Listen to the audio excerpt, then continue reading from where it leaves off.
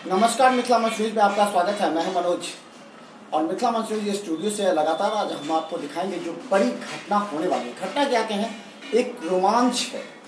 राजनीतिक दल के नेताओं का अलग अलग रोमांच अलग अलग तरीके से होता है और आज हम आपको दिखाएंगे कि मोहम्मद अली अशरफ फातमी जो राष्ट्रीय जनता दल के पूर्व सांसद रहे हैं, पूर्व केंद्रीय राज्य मंत्री रहे हैं, आज उनका बागी तेवर कुछ खुल के आया है। क्या कुछ है उनका राजनीति, कल हमने आपको दिखाया था उनसे एक इंटरव्यू में। सवाल ये है कि क्या मोहम्मद अली अशरफ फातमी राजद को त्याग देंगे? क्या मोहम्मद अली अशरफ फातमी शक्ति प्रदर्शन कर रहे हैं? क्या मोहम्मद अली अशरफ फातमी एक दबाव की राजनीति करना चाह रहे हैं? लेकिन लोगों का कई मत है। लोगों का कहना, जब मुकेश सहनी ने ये कहा था लालू प्रसाद यादव से इस संबंध में संपर्क में हैं और ये भी कहा गया था कि 2 तारीख को नामांकन के बाद 3 तारीख को हो सकता है कि मुकेश सहनी बात करे तेजस्वी से या फिर लालू प्रसाद यादव से बात हो और ये हो जाए कि नहीं, मधुबनी से फातमी जी को टिकट मिल जाए।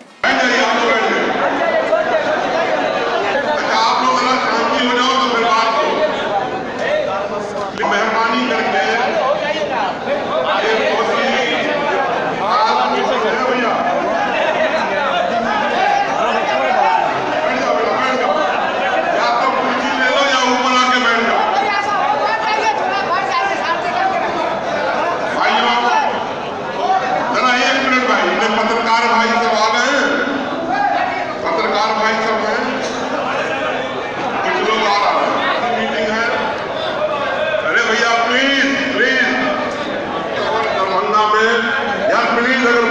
जीवन हमारा तकरीबन 30 साल का है और 30 साल में शत्रुघ्न प्रसाद यादव जी उर्फ नारद जी हमारे रिप्रेजेंटेटिव भी रहे और हर दुख दर्द में हमारे साथ रहे हैं। वो बोलेंगे और उसके बाद तो इन 2 भाषणों को आप ठीक से सुनिएगा और उसके बाद फिर अगर आप में से किसी को बुलवाना होगा कि वो आए और बिल्कुल ब्रीफ में, कोई लंबा भाषण की जरूरत नहीं है, ब्रीफ में आप लोगों से जो 30 साल का सफर है आपके साथ उसको विस्तार से रखें। तो दूसरी तरफ ये कयास लगा जा रहा था कि मधुबनी से टिकट जो है वो बेचने का प्रयास किया जा रहा है, यानी कि मुकेश सहनी के विकासशील इंसान पार्टी का कोई नेता नहीं है, इसीलिए राजद के किसी नेता को वो टिकट देंगे। तो उस समय अली अनवर या तो फैयाज कई के नाम आ रहे हैं, उसमें सुमन महासेठ का नाम आ रहा था। कुछ लोग कह रहे हैं कि करोड़ों में टिकट बिक रही है। तो ऐसे में बाद में राजद का दबाव आ गया मुकेश सहनी पर कि वो राजद के अगर नेता किसी देना चाहते तो फातमी को क्यों ना दे। लेकिन इसी में अचानक 3 तारीख को फातमी के द्वारा यह कार्यक्रम निश्चित तौर पर या तो दबाव माना जा रहा है या फिर लोगों का कहना कि एक दिन और अगर फातमी जी रुक जाते तो 2 के नामांकन के बाद मुकेश सहनी 3 को लौटता और फिर बात तय हो जाती। तो उम्मीद है कि आज और कल यानी कि 3 तारीख और 4 तारीख को तय हो जाएगा और मामला सुलझ जाएगा, क्योंकि सभी जानते हैं कि अगर फातमी नाराज हो गए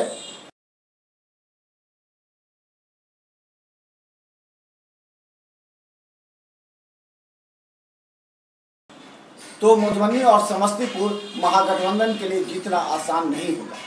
तो चले बता दें, अभी हराही पोखर स्थित बहुउद्देशीय भवन में मोहम्मद अली अशरफ फातमी अपने समर्थकों को बुलाए हैं। हालांकि ये बता दें कि राजद का कोई अधिकृत कार्यक्रम नहीं है। राजद के जिला अध्यक्ष से हमारी बात हुई है, रमेश यादव ने कहा है कि ये फातमी जी के समर्थकों का है और 2-3 दिन में मामला सुलझ जाएगा, ऐसी कोई बात नहीं है। लेकिन राजद के कई कार्यकर्ता इस सम्मेलन में मौजूद हैं। बहुउद्देशीय भवन में पूरा जो हॉल है वो भरा हुआ है और अभी मोहम्मद अली अशरफ फातमी पहुंचे हैं, उनका स्वागत हुआ है, मंच पर बैठे जा रहे हैं, भाषण के कार्यक्रम प्रारंभ हो रहे हैं और अभी तो नहीं, लेकिन लोगों का ये भी मानना है, नेताओं की बात माने तो हड़बड़ी में फातमी जी कुछ ऐसा करने वाले नहीं हैं। फातमी जी परिपक्व और गंभीर राजनीतिक हैं, वो समय देंगे अभी और अपने कार्यकर्ताओं के बल पर ये शक्ति प्रदर्शन कर रहे हैं कि जरा होश में आ जाओ, क्योंकि अगर फातमी नाराज हो जाएगा तो हो सकता है कि राजद दोनों जगह से ना जीते। तो ये जो होश में आने की बात है, शक्ति प्रदर्शन की बात है, यही एक होगा। आज फातमी, अगर हम सूत्रों की माने तो आज फातमी को ऐसा बड़ा फैसला नहीं करने वाले और वो इतना जल्दीबाजी में नहीं है, लेकिन वो आज के इस सम्मेलन से अपनी जो उनका शक्ति प्रदर्शन है वो मुकेश सहनी तक पहुंच गया कि करोड़ों में अगर टिकट बढ़ता है तो वो अगर निर्दलीय खड़ा हो जाएंगे तो जो टिकट लेंगे उनका टिकट फेल हो जाएगा, यानी वो जीत नहीं पाएंगे। इस तरह की चर्चा मधुबनी से लेकर दरभंगा तक है। और आज हम आपको दिखाएंगे मोहम्मद अली असरफ फातमी आखिर क्यों नाराज। मोहम्मद अली असरफ फातमी क्या तेज प्रताप यादव के संपर्क में है? हालांकि लगातार भोला यादव और जो लालू यादव के हनुमान माने जाते हैं और बहादुरपुर विधानसभा क्षेत्र से विधायक हैं और फातमी जी के करीबी हैं, क्योंकि भोला यादव भी जानते हैं अगर फातमी नाराज हो गए तो अगले चुनाव जो MLA चुनाव होने वाले विधानसभा चुनाव उसमें भोला यादव को नुकसान पहुंच सकता है। इसलिए भोला यादव भी लालू प्रसाद यादव पर दबाव डालें, क्योंकि लालू प्रसाद यादव के हनुमान हैं, हमेशा लालू प्रसाद यादव से रांची जेल से लेकर के पटना जब भी हैं साथ रहते हैं। तो अभी कार्यकर्ता का बैठक है, फातमी साहब आएंगे और फातमी साहब अपनी बात रखेंगे। अभी इस संबंध में मैं कुछ नहीं कहना चाहता हूँ। आप लोगों को क्या जानकारी है? कुछ जानकारी नहीं है, पार्टी की बैठक है, वो आ रहे हैं, उसके बाद कुछ तो संभावित होगा। नहीं, इस तरह की कोई बात नहीं अभी है। जो आएंगे आप लोग पत्रकार हैं, आप उन्हीं के मुँह से उनकी बात को सुनिए। मैं मधुबनी से आया हूँ, छद्र से। मेरा घर पड़ता है मालपट्टी, हरियापुर पंचायत, PS कमतौर। तो हम लोग कार्यकर्ता हैं और फातमी जी के वक्त में आया हूँ। क्या उन्होंने बुलाया है? जी हाँ, हम खुद आए हैं। हम लोग पार्टी करता है, उन्होंने बुलाया नहीं, क्योंकि हम लोग खुद आए हैं उनके हक में बात करने के लिए कि हम लोगों की ये मान सम्मान की लड़ाई है, कोई जात पात की लड़ाई नहीं है। क्या लग रहा है, क्या संभावित है? संभावित है कि मान लें कि हम लोगों का जो है मतलब फातमी साहब को जो है टिकट दिया जाए। किस पार्टी में? वो राजद से है।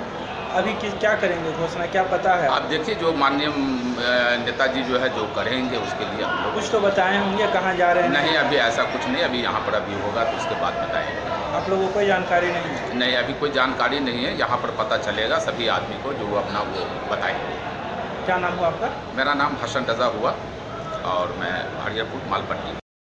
भोला यादव भी अभी खामोश हैं, बोल नहीं रहे हैं, लेकिन उनका कहना है कि जल्दी मामला सुलझ जाएगा।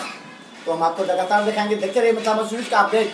हर ब्रेकिंग खबर आपको दिखाएंगे। अभी बहुउद्देशीय भवन में भीड़ भाड़ है पूरी तरह, मतलब अगर कहें तो कम से कम 2-4-5 हज़ार लोग वहां मौजूद हैं और सभी फातमी जी के उस बयान को सुनना चाहते हैं।